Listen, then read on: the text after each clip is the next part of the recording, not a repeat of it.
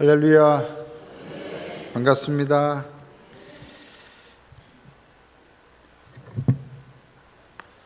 예동교회 장학위원회 헌신예배 강사로 불러주셔서 감사합니다. 부족하지만 같이 말씀을 나눌 때 우리 모두에게 은혜가 되고 무엇보다도 하나님께 영광이 되는 복된 시간이 될 수 있기를 바랍니다.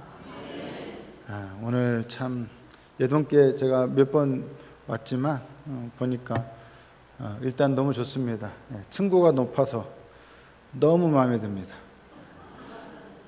앞에 화면도 아주 그냥 시원시원하고 큼지막하고 너무 좋습니다. 그리고 오늘 찬양단이 너무 젊어서 50년 전의 장학생들 아닙니까? 그 50년 전의 장학생들이 오늘 이렇게 찬양도 하는 거 보니까 우리 예동교회 장학 사업은 아주 성공적이라 믿습니다. 앞으로 50년 후에는 이제 지금의 청년들이 여기서 찬양을 하겠죠? 아멘? 감사합니다. 오늘은 야베스를 낳는 수고라는 제목으로 같이 은혜의 말씀을 나누고자 합니다. 이 야베스는 사실 성경적으로 그렇게 잘 알려져 있는 인물은 아닙니다. 그런데 오늘 한국교회의 성도들에게 야베스라는 이름은 잘 알려져 있습니다. 그렇죠? 여러분들 잘 아시죠? 그 이유는 한때 우리 한국교회, 지금은 많이들은 안 읽는 것 같더라고요. 예전에 한국교회 한때 선풍적인 엄청난 인기를 끌었던 책이 바로 뭐였죠? 브루스 윌킨슨이 쓴 야베스의 기도라는 책이 있었죠. 제가 우연히 오늘 목사님 그 목양실에 가서 차 마시다가 그 책꽂이에 그 많은 책도 엄청 많아요. 딱 근데 딱 제 눈에 딱 띄었어요. 이 책이. 이 누구 책이게요? 강기성 목사님 책입니다. 제 책 아닙니다. 목사님의 서재에 딱 이게 꽂혀 있더라고요. 이 책 때문에 바로 야베스라는 사람이 우리에게 잘 알려지게 되었어요. 근데 야베스는 성경적으로 그렇게 뛰어난 업적을 이루었거나 뭔가 신앙적으로 우리에게 뭔가 귀감이 될 만한 특별한 일을 뭔가 남긴 건 없거든요. 딱 야베스라는 사람이 야베스 역대상 4장 오늘 읽은 우리 본문에 나오는 게 사실 전부입니다. 이 역대상 진짜 공교롭게 보니까 오늘 공교로운 게 많아요. 제 눈에 이 책이 딱 띈 것도 공교롭고 오늘 본문을 역대상 4장으로 잡았는데 보니까 새벽에 말씀 선포가 역대상 강해예요. 지금 역대상 몇 장까지 나가셨나요? 26장. 벌써 그럼 한참 전에 이 본문은 벌써 뛰어넘었겠군요. 다행이네요. 머릿속에 좀 기억이 잘 안 나잖아요. 다행이죠. 엊그제 했으면 큰일 날 뻔했어요. 이 역대상 이미 여러분들이 새벽에 목사님과 함께 말씀을 나눠서 아시겠지만 역대상은 무엇으로 시작되죠? 그렇죠. 바로 오래전에 했겠지만 그것도 다 기억을 못하는 게 망각도 은혜예요. 우리에게는. 역대상은 무엇으로 시작하냐면 족보로 시작돼요. 근데 무려 몇 장이 족보예요? 1장에서 9장까지가 총 9장이 족보예요. 여러분 족보 읽다 보면 굉장히 은혜 많이 받죠? 졸리잖아요. 은혜 받으면 우리는 일단 졸게 돼 있어요. 그래서 자게 돼 있어. 성경 읽는데 졸리다. 은혜 받은 거죠. 어쨌든 족보가 우리를 막 재워요. 왜? 사랑하시는 자에게는 잠을 주시니까. 너무 근데 이 족보가 사실은 우리에게는 따분하고 뭔가 의미 있는 것 같지 않고 재미가 없어요. 일단. 그런데도 역대상은 9장까지 총 9장까지가 족보예요. 도대체 왜 역대상은 족보 이야기를 시작하냐? 그 이유를 우리가 좀 한 번쯤 생각해 봐야 하지 않겠습니까? 이유가 없이 성경이 기록된 거 봤습니까? 없지 않습니까? 여러분 이 족보는 아담으로부터 쭉 족보가 시작돼요. 그죠?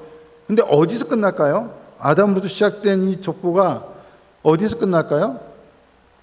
바로 바벨론에서 포로로 있다가 귀환한 사람들에게까지 가서 딱 이야기가 이 족보가 끝이 나요. 그러니까 아담으로부터 어디까지? 바벨론 포로 귀환 자들까지. 역대기는 그러니까 바벨론 포로 귀환 이후에 기록된 책이라는 것을 우리가 알 수가 있죠. 자, 그러면 이 바벨론 포로 귀환 시기에, 나중에 제가 보여달라고 할 때만 PPT 보여주시면 됩니다. 바벨론 포로 시기에 이 족보가 왜 중요했을까? 포로 귀환기에 있어서 가장 큰 중요한 쟁점이 있었어요. 그들이 포로로 끌려가고 보니까 그들이 심판을 받아서 고난을 당했잖아요. 포로로, 노예로 살아가야 할 삶을 살다 보니까 너무 힘들고 고통스러우니까 도대체 우리가 어쩌다 이렇게 됐는가? 우리가 하나님의 백성인데, 여호와의 백성인데 우리가 어쩌다 이렇게 됐는가라고 하는 자기 반성이 생겼겠죠. 그러니까는 발전하는 인간은 안 맞는 인간이 아니라 맞더라도 내가 왜 맞았는지를 생각할 줄 아는 인간이, 그게 바로 발전하는 인간이겠죠. 이스라엘 백성들은 가서 생각해 본 거예요. 왜 우리가 하나님 앞에 얻어 터졌는가? 왜 심판받았는가? 그 이유 중에 하나는 뭐예요? 당연히 죄 때문인데 그 중에서도 우상숭배죄가 있었죠. 우상숭배죄를 그들이 범했어요. 그것이 문제였다는 걸 알았어요. 그런데 왜 그들이 우상숭배를 하게 되었죠? 원래 이스라엘이 갖고 있는 신앙은 뭐밖에 없어요?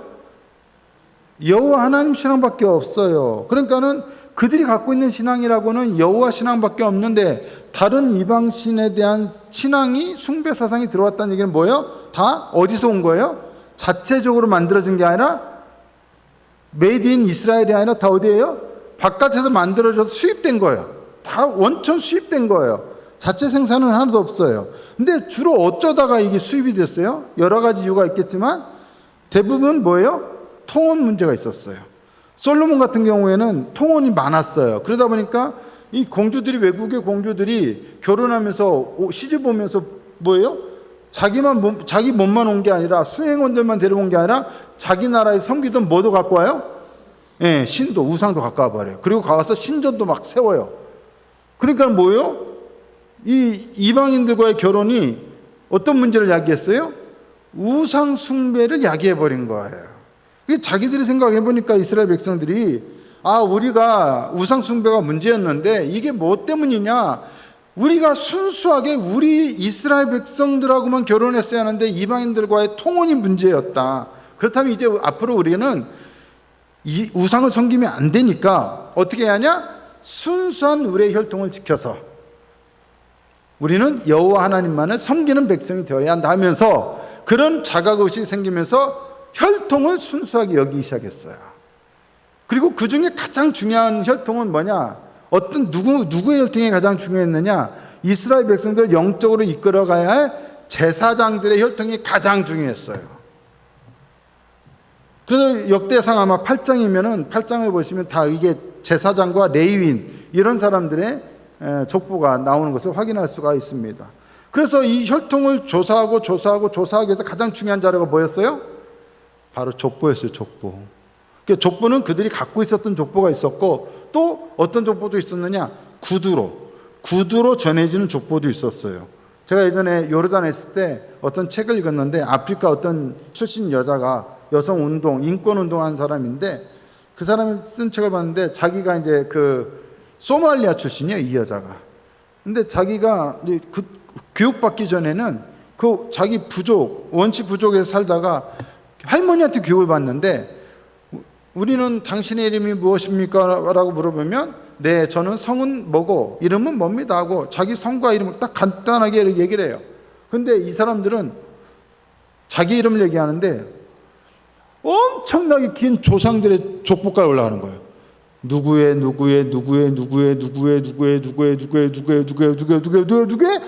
아들 혹은 딸 누구입니다, 이렇게 얘기를 하는 거야. 그리고 그걸 틀릴 때마다 할머니한테 매로 따끔하게 맞았다는 거야. 그러면서 자기는 구두로 이렇게 훈련을 어릴 때부터 할머니로도 받았다, 이런 내용을 제가 쓴 걸 보고, 이래서 이스라엘 사람들이 오랜 시간, 그 오랫동안의 족보를 기록으로 남길 수 있었구나. 그들은 그때 써서 남기는 것이 아니라 다 구두로 전달해가지고 입으로 다 외워가지고 후세에 계속 남기는 것들을, 지금도 아프리카나 중동 지역은 지금도 그런 전통이 있어요. 그러니까는 기록도 있고 구두를 통해서 족보, 혈통을 조사하면서 이제 이 혈통 안에서 우리는 순수한 혈통을 통한 순수 여호와 신앙을 지켜나가자, 이런 목적으로 바로 역대상 1장부터 9장까지가 족보로 기록이 되었던 거죠. 결국은 뭐냐? 통혼 같은 문제로 이제는 더 이상 이교 신앙의 우상의 영향을 받지 말자라는 겁니다. 근데 그 딱 중간에 유다 지파에 누가 나와요? 야베스라는 사람 딱 중간 지점에 9장까지니까 4장과 5장 정도가 딱 중간 아닙니까? 그 4장 9절 10절에 바로 그 야베스라는 사람이 딱 그 중간 그 족보 중간쯤에 나오는 것이죠.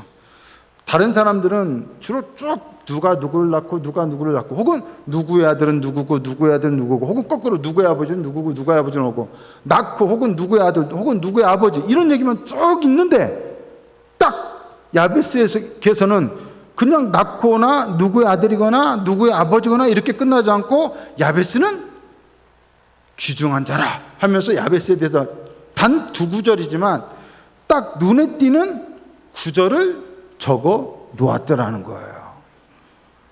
도대체 야베스가 누구길래 어떤 사람이길래 야베스에 대하여 이렇게 역대기 저자는 관심을 기울였을까?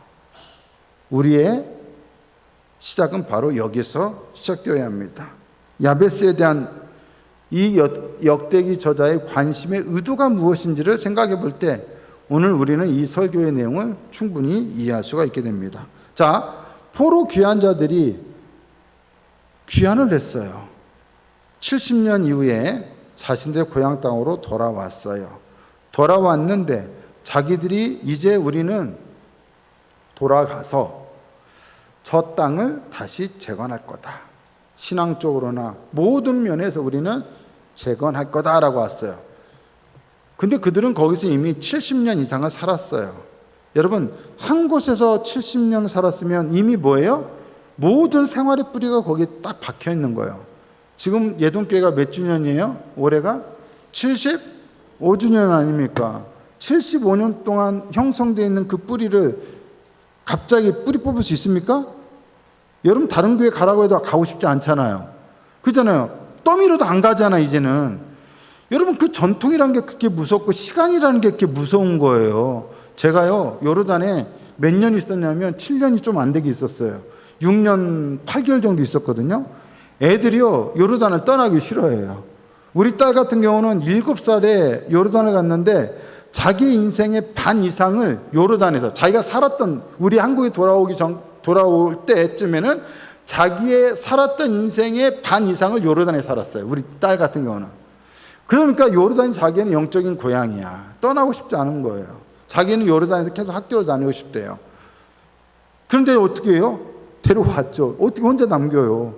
여러분 70년 동안 거기서 이룬 가정, 거기서 이룬 사업, 뿌리박았던 경제관계, 사회관계, 모든 대인관계 다 포기하고 오직 우리의 조국의 재건과 신앙의 재건, 성전의 재건을 위해서 딱 왔어요. 큰 꿈을 품고 왔어요. 딱 왔는데 와서 재건하려니까 쉬워요, 어려워요? 쉬워요, 어려워요? 네, 여러분 그냥 어렵다 하시면 안 되죠. 우리 부산 아닙니까? 억수로 어렵습니다. 네? 억수로 어렵습니다, 여러분. 이게 보통 뼈를 깎는 노력으로 해도 안 되는 거예요. 너무 어려운 거예요. 느헤미야 1장 2절과 3절을 보시면 느헤미야가 이제 이런 소식을 전해 듣게 됩니다. 느헤미야 1장 2절과 3절 한번 거기서 보니까 뭐라고 됐냐? 큰 환난을 당하고 능욕을 받는다는 소문을 듣게 되는 거예요. 분명히 이미 느헤미야 때면 이미 1차로 스룹바벨과 함께 귀환이 이루어졌었어요. 그런데 예루살렘 사람들이 잘 살고 있는 줄 알았더니 귀환한 사람들이 이야기를 들어보니까 거기 뭐가 있다고요? 큰 환난과 능욕이 있다는 거예요. 그들의 재건 사업이 성공적이에요? 전혀 그렇지 않았다는 거예요. 이스라엘 나라의 회복과 영광스러운 새 시대의 시작, 다윗 왕조 때의 번영 같은 것을 꿈꾸고 기대하면서 갔지만 포로 귀환자들의 삶은 결코 녹록하지 않았고 그들의 앞에 닥친 현실은 너무도 절망적이었다라는 거예요. 역대기 저자는 바로 이러한 현실 상황을 목격하는 가운데 자신의 역대기 이 책을 쓰기 시작했습니다. 그가 야베스에게 주목하는 이유는 바로 그것 때문이었습니다. 왜 그런가 하면 포로 귀한 자들의 삶의 절망적인 처지와 이 야베스란 사람의 인생의 처지가 어때요? 너무도 비슷했기 때문이에요. 역대상 4장 9절을 한번 다시 보시면 뭐라고 되어 있습니까? 야베스는 그 형제보다 귀중한 자라. 그의 어머니가 이르되 야베스라 하였으니 이는 내가 수고로이 낳았다 함이었더라. 여기서 수고로이라고 하는 말은 지나친 상고로 아이를 낳았다는 얘기예요. 쉽게 말하면 너무너무 고생을 했다는 거예요. 엄청난 난산이었다는 거죠. 근데 여러분, 성경에서 지나친 난산은, 산고는 불행과 재난을 의미합니다. 심지어 가문의 몰락과 연관되기도 합니다. 야베스라는 이름은 그래서 무슨 뜻이냐? 고통, 불행, 슬픔이라는 뜻입니다. 아니, 어떤 엄마가 아무리 애 낳을 때 모든 엄마들이 다 고생을 해요. 그렇죠? 갑자기 눈 딱 깜빡이니까 애가 나왔다, 이런 사람은 없지 않습니까? 다 산통을 겪고 엄청나게 힘든 과정을 통해서 아이를 낳아요. 근데 아무리 그렇다 하더라도, 그렇게 귀하게 낳은 아들인데 아무리 어렵게 낳았더라도 야베스 이름의 뜻이 뭐라고요? 고통, 불행, 슬픔이에요.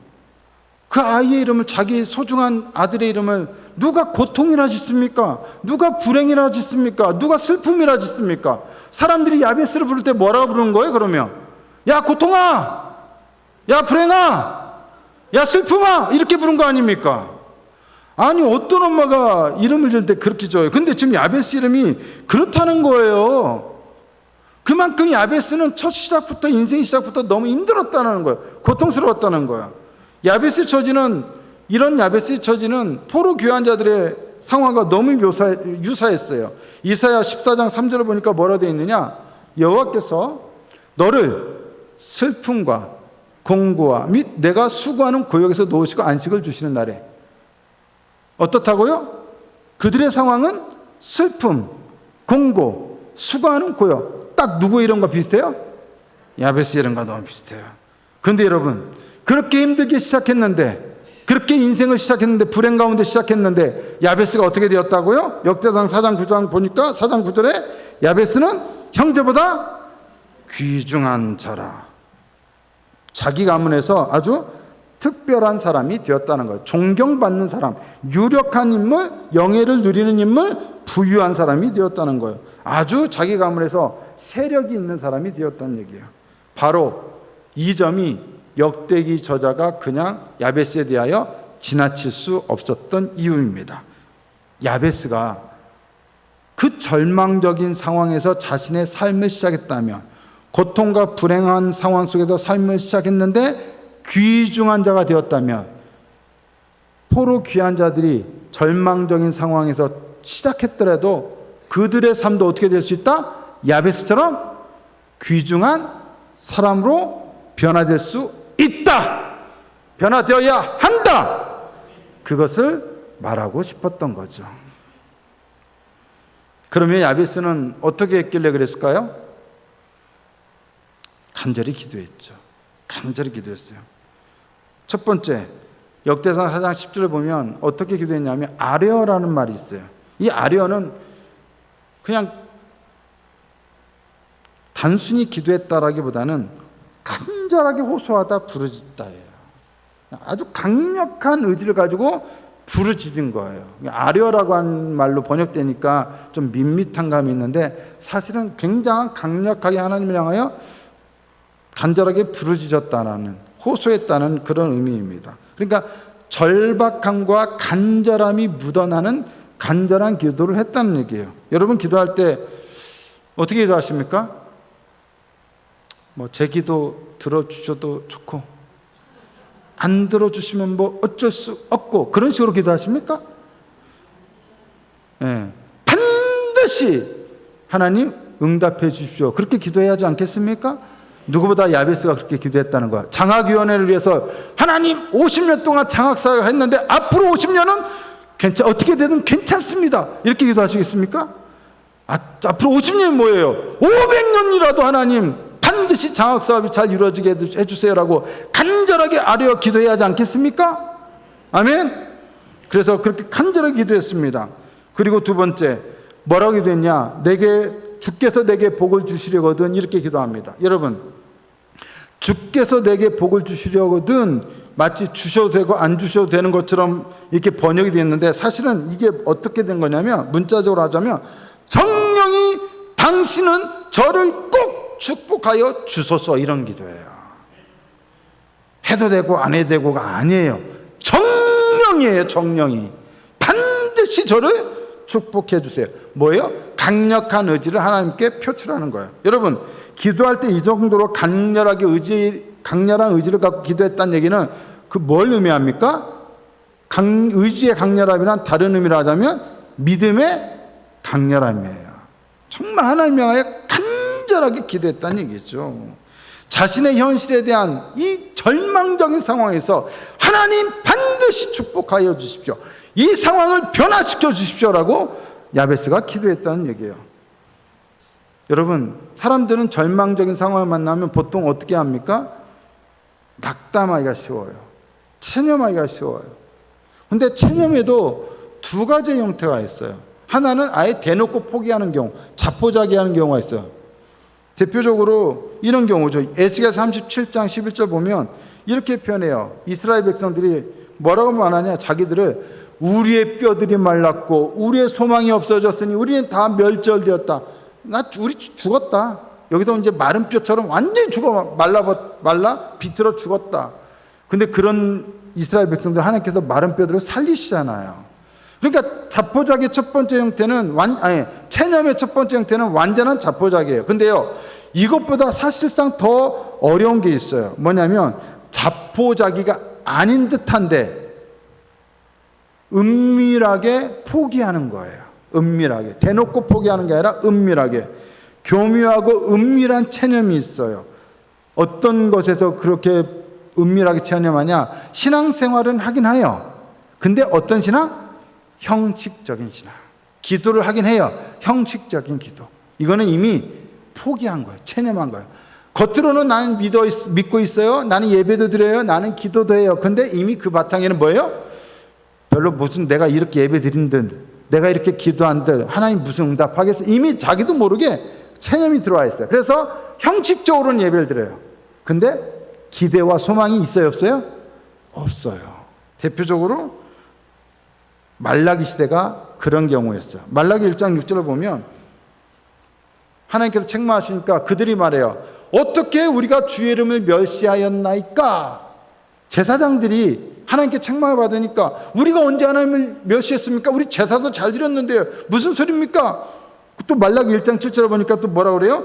너희들이 지금 어떻게 했다는 거예요? 하나님이 여호와의 식탁은 경멸히 여길 것이라 하면서 그들이 어떻게 했다? 눈먼 제물을 드렸다 이거예요. 제사는 드려요. 근데 여러분, 제물을 드릴 때 흠과 점도 없는 깨끗한 걸 드려야 하잖아요. 근데 그들이 무슨 제물 드렸어요? 눈먼 제물을 드렸대요. 흠 있는 거, 점 있는 거. 드리면 안 되는 걸 드리면서 나는 제사 드렸다, 우리 할 일 다 했다. 왜요? 왜 그렇게 제사를 자기들 멋대로 드려요? 예배를 드리긴 드려요. 그러나 이 예배 드린다는데 우리의 이 처참한 우리의 궁핍한 살림 형편이 나아지겠느냐, 하나님이 우리의 삶을 변화시키겠느냐라고 하는 자기도 모르게 뭐가 있어요? 체념이 있는 거예요. 그러니까는 정성스럽게 예물을 드리려고 하지 않고 그냥 형식적으로 드린 거예요. 야, 이런 거 너희들 총독에게도 갖다 줘봐라. 누가 받겠냐? 하나님께서 그렇게 그들을 책망하고 있는 거예요. 은밀한 체험이 있어요. 신앙적인, 형식적인 신앙 안에 그런 경우가 있어요.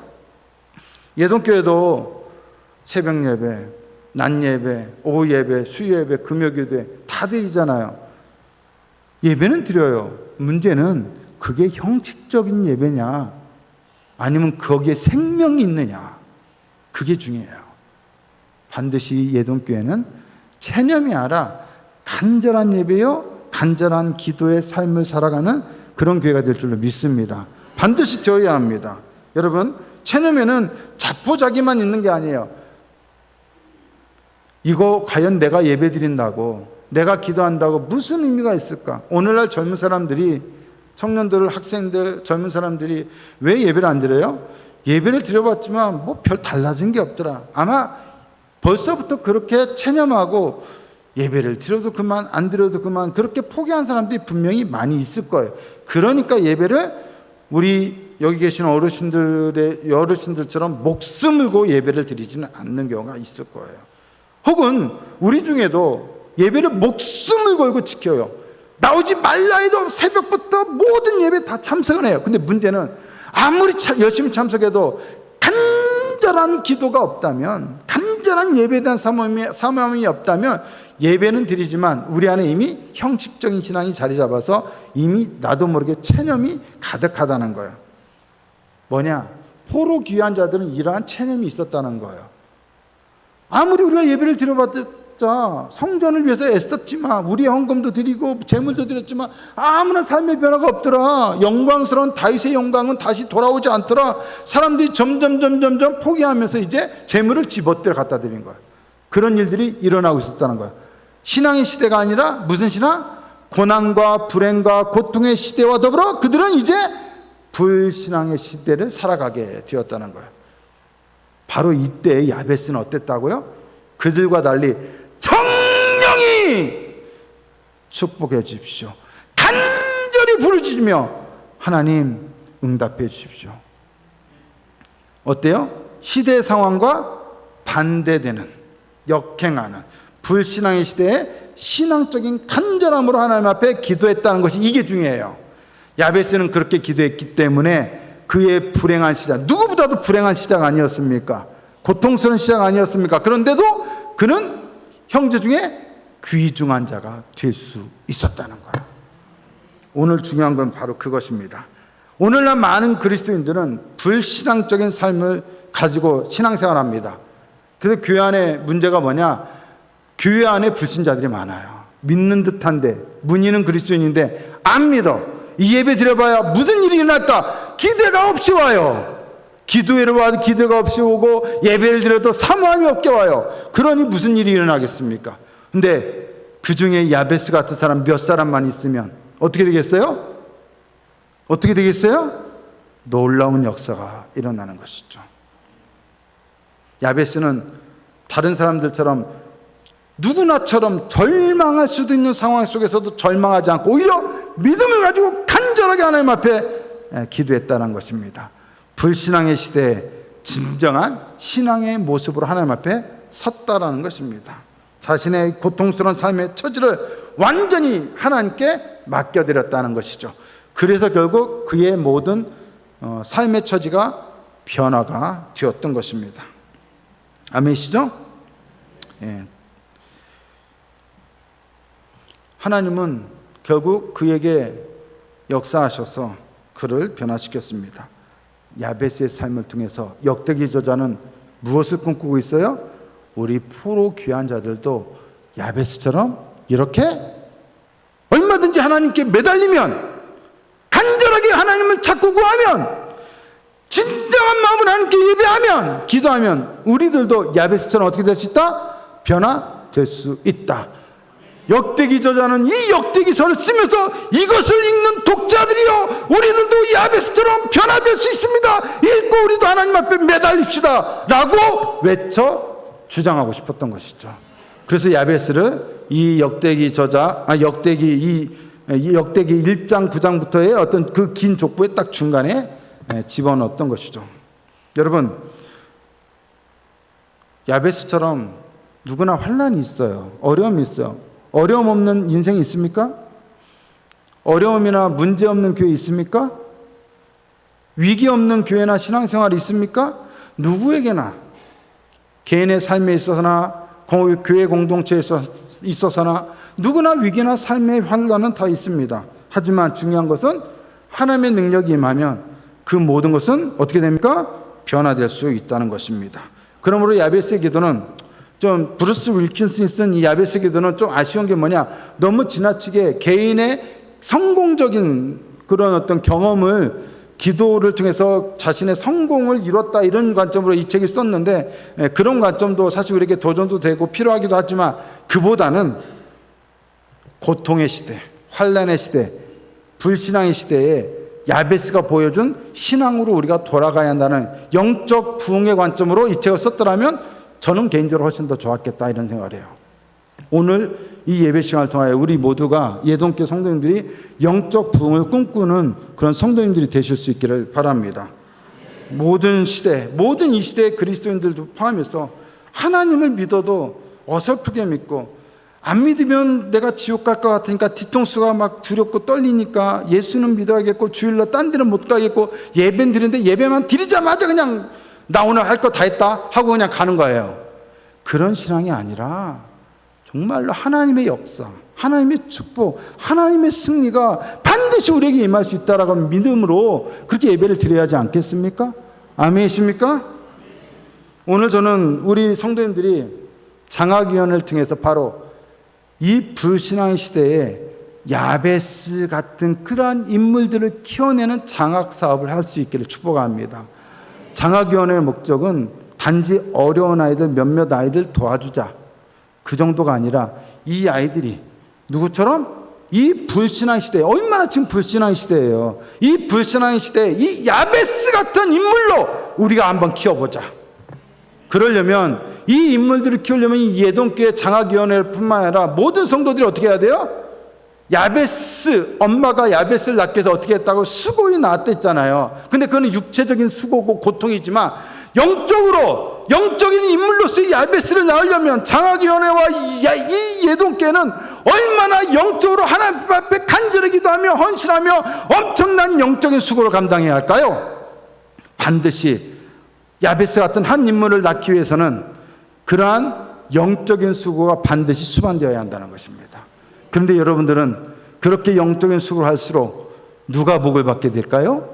분명히 이 장학사업을 통해서 한 명의 야베스 같은 아이가 복을 받게 되겠지만, 그 과정을 위하여 함께 모든 성도들과 장학위원회와 함께 다 같이 뛰어드는 예동교회는 반드시 이 영적인 수고를 위하여 헌신할 때 놀라운 복을 받게 될 것입니다. 왜? 본인들의 신앙이 어느덧 누구처럼?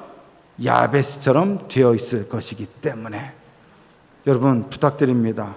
예배 나올 때 형식적인 마음으로 나오지 마십시오. 오늘 이 예배를 통하여 말씀 하나라도 내가 받아서 간다, 이 말씀 갖고 나 일주일을 살 것이다, 하나님 의지하며 살 것이다, 나는 야베스처럼 변화될 것이다, 이런 그런 사모함으로 늘 예배 드리실 수 있기를 바랍니다. 모두가 다 하나님이 역사하신다고 믿지 못하는 이 시대일지라도, 다른 교회는 그럴지 몰라도 예동교회만은 무슨 소리냐? 하나님은 우리 예동교회 가운데 역사하신다, 하나님은 우리 예동교회를 통하여 일하신다, 하나님은 우리 예동교회 예배를 받으신다, 하나님은 예동교회를 축복하신다, 하나님은 예동교회를 통하여 야베스와 같은 인물을 낳게 하실 거다, 우리는 그것을 위하여 수고할 거다, 우리는 포기하지 않을 거다. 그러는 가운데 이 예동교회는 야베스의 놀라운 영적 부흥을 경험하게 되리라 믿습니다. 그렇게 되는 장학위원회와 예동교회가 될 수 있기를 우리 구주 예수 그리스도의 이름으로 축복합니다.